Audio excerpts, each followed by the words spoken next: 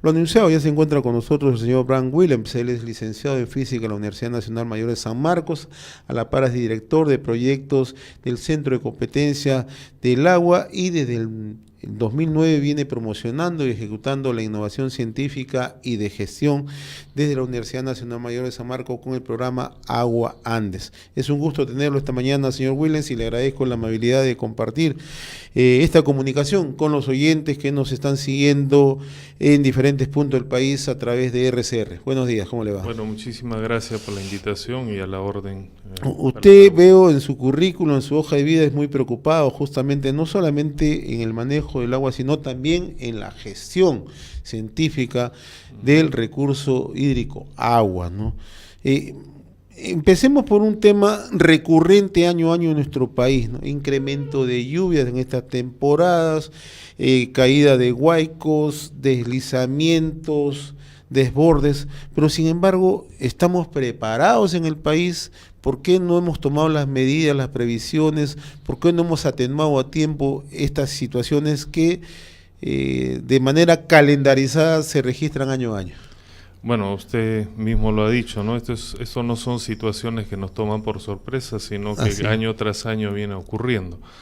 Por un lado, el tema de los huaicos y las lluvias. Por otro lado, hay otros fenómenos que también nos golpean, como a los hermanos del sur, los problemas de las heladas, que también ocurre año tras año. Friaje, heladas, ¿no? Claro. El gran problema, yo creo que el país lo que sufre es una falta de capacidad de gestión preventiva y gestión anticipada, y también una falta de cultura frente a los riesgos climáticos y riesgos que siempre ocurren, ¿no es cierto?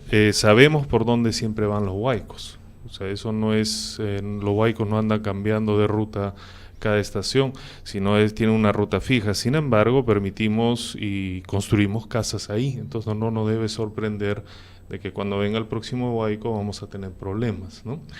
El tema también, creo que la cultura, construir una cultura de la prevención y una cultura de un manejo de riesgos se ataca por varios flancos, pero definitivamente uno de los factores fundamentales es que las autoridades competentes no están cumpliendo la función que deberían cumplir en su cabalidad. Es decir, existen las normas claramente especificadas, por ejemplo, la Autoridad Nacional del Agua, a través de sus normativas, prohíbe que tú, no sé si 30 o 50 metros a cada lado de la ribera no puedes construir. Sin embargo, se hace. ¿Quién está permitiendo que se construya? ¿Quién no está controlando que eso no ocurra?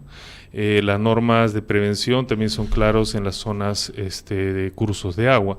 Sin embargo, no se hace cumplir la ley. Entonces, por un lado está obviamente la responsabilidad de las autoridades de no hacer cumplir la ley, pero por otro lado también está la responsabilidad de todos los pobladores. O sea, no podemos decir que porque somos pobres o porque no tenemos dinero o porque esto o aquello, es decir, justificar que todo el tiempo no estemos cumpliendo las normas y que luego tengamos las consecuencias que estamos viendo. Ahora, usted pone en la mesa dos elementos que me parecen sustancial, ¿no? Carecemos de una cultura que sensibilice frente al tema de recursos hídricos, ¿no? Y el otro tema de responsabilidad. Y mi pregunta de inmediato surge, ¿no? Hay una variada e ilustrativa, creo, información referida al cambio climático. ¿Qué tanto hemos valorado en el país justamente esta literatura que es profusa por lo demás, pero da la impresión que en el Perú no hemos valorado en su exacta dimensión lo que nos puede traer o lo que nos puede acarrear o lo que nos acarrea el cambio climático? Bueno, digamos que el cambio climático todavía sigue siendo una palabra un poco etérea, ¿no? Inclusive claro, entre muchos especialistas, entre comillas, no saben qué es el cambio climático en sí. El cambio climático es un fenómeno global que se atribuye a la acumulación de gases invernaderos, es decir, digamos, el ejemplo más sencillo es si nosotros cubrimos o nos paramos cuando es verano debajo de un techo de Ternit, sentimos mucho más calor, ¿verdad? El cambio climático, un poco la analogía es, la atmósfera se llena de gases que impiden que salga el calor de la Tierra, por lo tanto nos estamos calentando más. Una olla de presión. Pero eso no significa que todos estamos calentándonos de la forma homogénea, sino que existen zonas donde el frío es mucho más intenso y otras zonas donde los picos de calor pueden ser mayores. Lo que se observa indudablemente en los últimos años es una especie de alteración de los patrones de lluvia. En la sierra antes se esperaba que ya en noviembre venían las lluvias, ¿no es cierto? Y febrero, marzo ya estaban terminando. Ahora no tienes la certeza, ¿no? No hubo lluvias hasta hace unas semanas. Había sequías. Había sequías. Sí. Es decir, eso tiene un impacto tremendo porque no sabes en qué momento vas a sembrar, y si siembras corres el riesgo de que se te malogre el cultivo, ¿verdad? Entonces, esos son fenómenos que están observando los pobladores en las comunidades y están observando... Ahora, ¿son previsibles estos fenómenos? No tanto. No tanto, ahí está el problema. Ese es un problema, porque lo que pasa es... la planificación depende mucho de cómo tú reduces la incertidumbre, ¿no es cierto? Y para eso te apoyas en modelos, en estudios, en análisis históricos. Lo que está sucediendo ahora es que podemos predecir menos. Entonces, nuestro tiempo de planificación se reduce. Y obviamente si se reduce el riesgo de tomar decisiones equivocadas o de decisiones que no eran las correctas, se incrementan, ¿no? Entonces, si a eso le aunamos el hecho de que no tenemos una cultura de prevención, es decir, para mí el ejemplo más clásico es, tú vas por la vía de evitamiento, ¿no? Y tú ves que han construido a lo largo de la vía de evitamiento muros, y es para que la gente no cruce debajo de los puentes peatonales. Entonces, eso ya te dice mucho de la cultura de previsión que tenemos, ¿verdad? Entonces, si a eso le aunamos una falta de cultura de previsión y si a eso le aunamos una baja capacidad de gestión, porque ese es el gran problema que tiene el país, la baja capacidad de gestión, estamos generando condiciones para tener fuertes problemas que ya los tenemos y incrementarse a futuro. O sea, ante esta carencia de predictibilidad que se puede tener a futuro, lo importante, lo sustancial es la previsión. Es la previsión, obviamente. Eso es, digamos, eso es lo más sano que uno puede hacer y es la primera reacción que uno debería tener.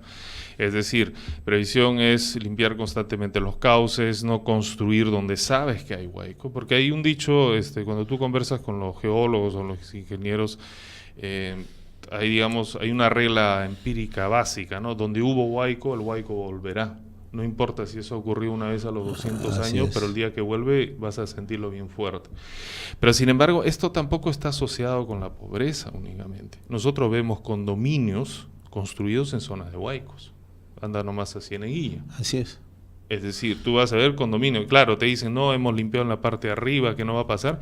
Bueno, si ahí llueve... Y han sido cauces, ¿no? Claro. Han sido cauces, o sea, hace 15 años hubo un huaico ahí. Así es. Es decir, eso te garantizo que va a regresar el huaico. Si se sigue calentando el océano en este verano, que estamos teniendo mucho calor, ten por seguro que vamos a tener lluvias de este lado.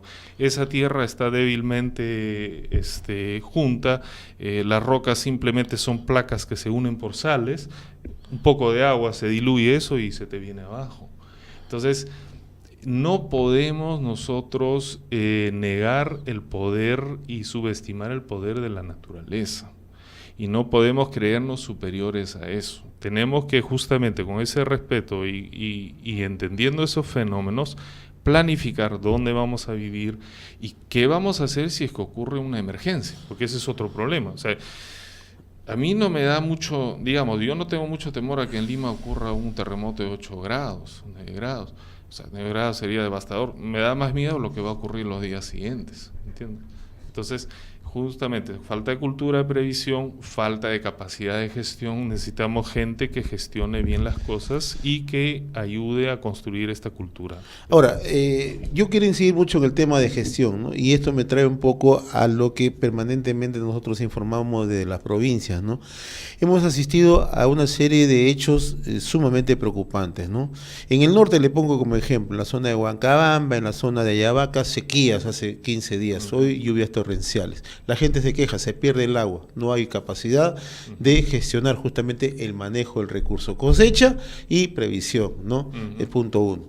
En las zonas urbanas, las empresas prestadoras de servicios no tienen capacidad de brindar un servicio adecuado. Y le pongo el caso de Lima, ¿no? El caso de Lima, Sedapal. ¿Estamos preparados nosotros en Lima, por ejemplo, para soportar lluvias torrenciales, la turbidez del agua, todas esas cosas? Me gustaría que los explique de manera así gráfica, qué es lo que está ocurriendo en las provincias, ¿no? Donde nos hemos quejado de sequías permanentes, pérdidas de cosechas, no se han garantizado a tiempo justamente los cultivos, XXX motivos. Sierra, norte y centro. Eso ha sido en los últimos meses una suerte, creo, de información diaria. Y en las ciudades, en las capitales, desabastecimiento de agua, incapacidad para controlar servicios. Me gustaría que le dé una explicación gráfica en los dos momentos que le estoy explicando. Claro, a ver, voy a tratar de ser lo más resumido posible. Voy a partir del caso de las ciudades, ¿no? En el caso de las empresas de agua y saneamiento. Bueno, debo decir que el presente gobierno, y en particular la administración del ingeniero Trujillo, sí, ¿no? Ellos han dispuesto están realmente dando pasos importantes. Así es. Y un aspecto fundamental es que estas empresas de agua y saneamiento tengan la autonomía empresarial que deben tener. Porque lo que ha sucedido, salvo el caso de Sedapal, que es un caso bastante particular, lo que ha sucedido en la gran mayoría de casos es que estas empresas de agua y saneamiento se convierten como bolsones políticos. Tienen control político. Tienen un control político y obviamente... Y son cajas chicas, ¿no? Y son cajas chicas, pero más que cajas chicas son, siempre están en rojo. Sí. Están en rojo y es porque las autoridades, digamos, políticamente no es nada popular incrementar la tarifa del agua, ¿no? Es decir, si tú quieres, el agua es un derecho fundamental, el agua es un bien común, ¿no? Pero si tú quieres el agua de caño, que tú lo vas a necesitar para tomar, eso cuesta. Claro. Cuesta dinero. Cuesta dinero en captarlo, cuesta dinero en tratarlo, cuesta dinero en distribuirlo, cuesta dinero... Y en brindar servicio de calidad. En brindar servicio de calidad. Así es. Pero si tú estás pagando una tarifa plana, no sé, en Lima sucede, claro. Yo vivo en Cieneguilla, por ejemplo, hay gente que paga una tarifa plana de 20, 30 soles y riega más de 2.000 metros cuadrados con eso. Pero si le quieren poner medidor, lanzan el grito en el cielo.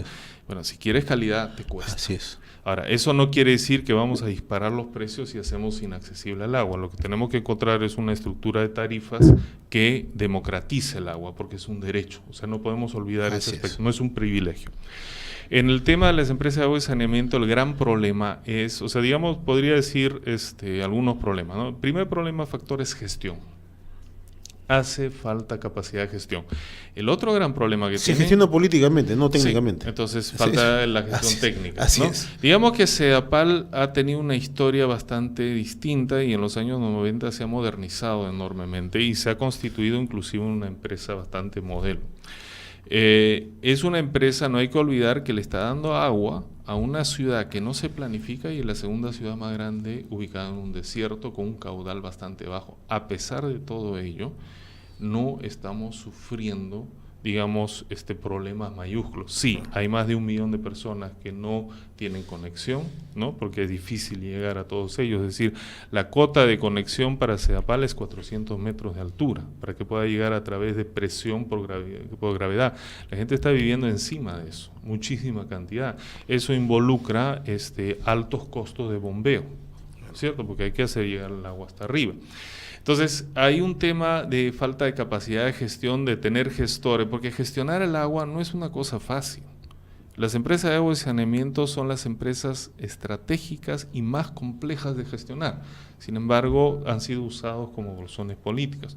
Tú necesitas que un gestor del agua tenga un conocimiento del aspecto técnico de lo que involucra gestionar el agua, sepa cómo son los ciclos hidrológicos, cómo son los aspectos de regulación, cómo son los aspectos económicos, los aspectos sociales, los aspectos culturales, y aunar a eso el tema de que tiene que levantar una institución, o sea, tiene que trabajar con equipos humanos, tiene que cumplir con tiempos, tiene que cumplir, o sea, es complejísimo. El otro gran problema en el caso peruano es que faltan técnicos del agua. O sea, en el Perú pareciera que las carreras técnicas son apestadas, ¿no? O sea, todo el mundo prefiere un hijo ingeniero que esté haciendo taxi a un hijo técnico que esté trabajando. Y la verdad que los técnicos, el otro día escuché, faltan más de 200.000 plazas de trabajo técnicos por cubrirse. Hay una demanda enorme. Si vamos a incrementar las plantas de tratamiento, si vamos a incrementar las conexiones, necesitamos más técnicos. El otro gran problema es el problema de presupuesto. Sí, el gobierno del presidente Kuczynski está dando pasos adelante, pero no tenemos todo el dinero para poder superar las brechas dentro de las metas que pero sí requerimos inversión privada. Requerimos de entonces todas ahí maneras. va mi punto, mire, yo le pongo dos ejemplos muy así. Tambo Grande, una ciudad ubicada al norte del país, en Piura, con pobreza extrema, 2 horas de agua al día en la zona urbana. Nos vamos a Huancayo, también en la zona central, 4 horas racionamiento, la empresa prestadora de agua también está en crisis. Le puse solamente 2 ejemplos. Las resistencias políticas son bastante altas. Hace unos días en Tambo Grande el alcalde ha tenido, digamos, la transparencia de decir, señores, tenemos que entrar a un proceso de modernización, si queremos tener servicios de calidad, si queremos suministro diario y queremos una mejor calidad de vida para ustedes. Pero hay resistencias. Sí. ¿Por qué? Porque esto se utiliza políticamente. Entonces, usted lo acaba de explicar, se requieren recursos, y no solamente recursos del Estado, se requieren recursos privados, pero también se requieren decisiones, ¿no? Decisiones, sí. Bueno, es decir, no creo que ningún alcalde va a querer aceptar un incremento de tarifa, porque eso le va a venir. Va a tener que tener la suficiente, digamos, los pantalones bien puestos para contradebatir eso, porque no es una medida popular.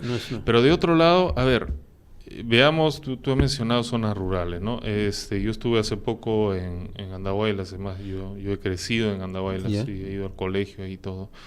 Y la gente, por ejemplo, paga una tarifa en algunas zonas de Andahuaylas, una tarifa anual de 20 soles. ¿Anual? Anual. Estamos hablando 4 cervezas. Sí. En una fiesta patronal. Sí, hay que explicarlo así, decir, porque es realidad. En una fiesta patronal, ¿cuántas cajas uno se revienta? Por decirlo en términos coloquiales, ¿no es cierto? Es decir, estamos hablando, pero si tú le hablas, oye, hay que ponerle un medidor, y ya ves cómo se le fruñe. Es el reino de la informalidad, pues. Ese es el tema. Entonces, claro, no le damos importancia a este líquido elemento, que es lo más importante para tu salud. O sea, una familia con una persona enferma, los gastos que eso acarrea. Tú necesitas tener buena salud. Base fundamental es el agua. Tú necesitas, para tener una buena producción de tu industria o de tu chacra o de lo que sea, necesitas buena agua. Agua y saneamiento, básico, ¿no? Es básico. Entonces, eso cuesta, pero ¿cuánto te cuesta? Estamos hablando de que 30 soles mensuales que vas a pagar en una tarifa frente a 20 soles anuales. ¿Eso te va a hacer pobre? Eso no te va a hacer pobre. Todo lo contrario, los impactos positivos que vas a tener. Pero está esa asociación, ¿no? No me suba ni 2 soles ni 3 soles porque me levanto con todos y entrego. Entonces, a eso hay que aunar que existen obviamente intereses políticos particulares y un sistema de caos que hay que ver la manera como romper. Ese es en el lado urbano. Vamos al lado de la agricultura, al lado rural. Varios ejemplos también saltan a la vista. Hemos visto en el norte del país, o sea, sequías permanentes, los productores de banano, los productores de mango, de limón, han puesto el grito en el cielo, no hay reservas, o sea, el Poechos no tiene agua suficiente, el Valle de San Lorenzo paralizado, en el sur, Acarí, Carabelí, la zona de Majes también tienen problemas. Hay problemas entre los gobiernos regionales para el tema de ponerse de acuerdo entre Puno y Moquegua, entre Arequipa y Moquegua. Hay un ejemplo que ha saltado a la vista hace unos días que me parece saludable. Huancavelica e Ica se han puesto de acuerdo con el tema hídrico. Entonces, volvemos al mismo tema. Previsión, dinero hay, pero ¿por qué no logramos hacer las cosas bien? Bueno, son varios factores. Obviamente hay un tema político de por medio, hay un tema de no querer dar el agua que sale de mi lado. O sea, eso lo vemos, mira, vuelvo al ejemplo de Andahuaylas, ¿no? Hay una zona de Huancabamba, por donde está el aeropuerto, que tiene puquiales que están abajo. O sea, ni siquiera lo usan. Pero no querían permitir el desvío hacia Andahuaylas.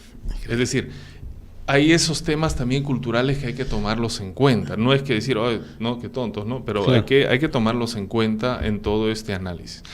Ahora, yo quizás voy a mencionar algunas cosas más desde el lado un poco más científico para brindar algunos datos que pueden ser de interés. El agua que tomamos en la costa, en el Perú, digamos, la cifra dice, 60% de la población vive en la costa, 80% del Producto Bruto Interno se produce en la costa. ¿Qué significa esto? 6 de cada 10 peruanos viven en la costa, 8 de cada 10 soles que se producen en Perú provienen de la costa. Así es. Y en la costa no llueve. Se puede tener una llovizna de vez en cuando, pero eso no es suficiente. O sea, en Lima llueve 9 milímetros al año. ¿Eso qué quiere decir? 9 litros sobre 1 metro cuadrado por año. Eso no es ni para lavarte la cara. Así es. ¿Entiendes? Entonces, tenemos una población altamente vulnerable, o sea, que está en una zona de estrés hídrico donde siempre va a faltar agua, y tenemos una economía que funciona ahí. ¿De dónde viene el agua que llega a Lima o que llega a la costa? Proviene del agua que es almacenado en las cumbres de los Andes. Y esa agua que llega a las cumbres, ¿de dónde viene? De la Amazonía. Esas masas húmedas que se producen en la Amazonía y que llueve ahí. ¿Qué está pasando en el país? Por un lado tenemos el incremento de temperatura, volvemos al cambio climático en las zonas altas. ¿Qué va a suceder con la provisión y almacenaje de agua? Esa es una incertidumbre que nosotros tenemos que empezar a pensarlo. Pero hay otro factor también importante. ¿Qué está sucediendo en la Amazonía? Estamos deforestándolos como locos. El promedio de 12 canchas de fútbol por hora. Eso es lo que se está deforestando en la Amazonía. En la Amazonía se sabe por estudios que 30-40% de las nubes son recicladas, o sea, son la transpiración de las plantas que vuelve a subir. ¿Qué va a pasar con el futuro de la provisión de precipitaciones en la zona andina?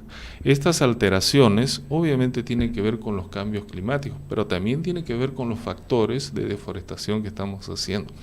El Perú tiene que pensar estratégicamente desde las cumbres en cómo va a ser su futuro.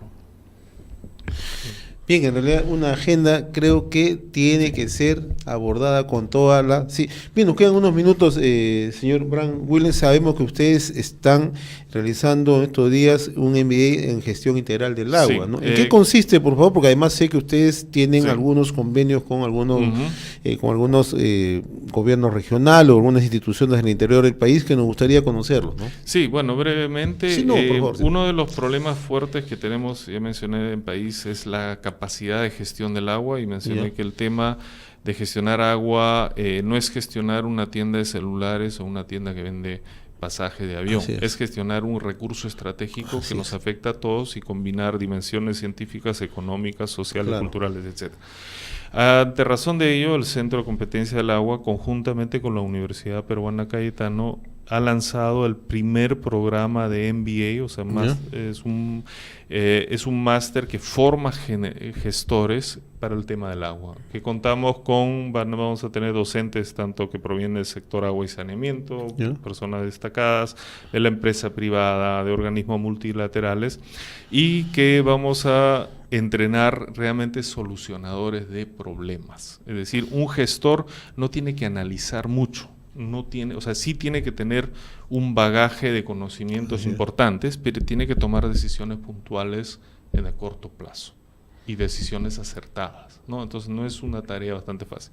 Este programa arranca en abril próximo. Mayor información Pero tengo entendido que van a realizar un taller informativo, ¿no? Exactamente, el día jueves a las 7 de la noche están todos invitados a la sede de la Universidad Peruana Cayetano Heredia, que queda en Miraflores, Avenida Armendáriz 497, que acerca al Arcomar. Y quienes nos están siguiendo en el interior del país y quisieran tomar contacto a través de su página web, o a través de un teléfono, por favor. Hay un correo que es el info@cca.org.pe. ¿Y algún teléfono donde se puedan dirigir a hacer las consultas? Hay un teléfono, el teléfono de la Universidad Cayetano Heredia, que es 619-7700, anexo 3435. Ahí pueden recabar información respecto al programa del MBA y también respecto a la charla que va a haber. Y quiero también aprovechar para mencionar que en noviembre próximo estamos realizando la tercera edición del Expo Agua Perú, que el año pasado tuvimos 99 empresas, más de 100 expositores.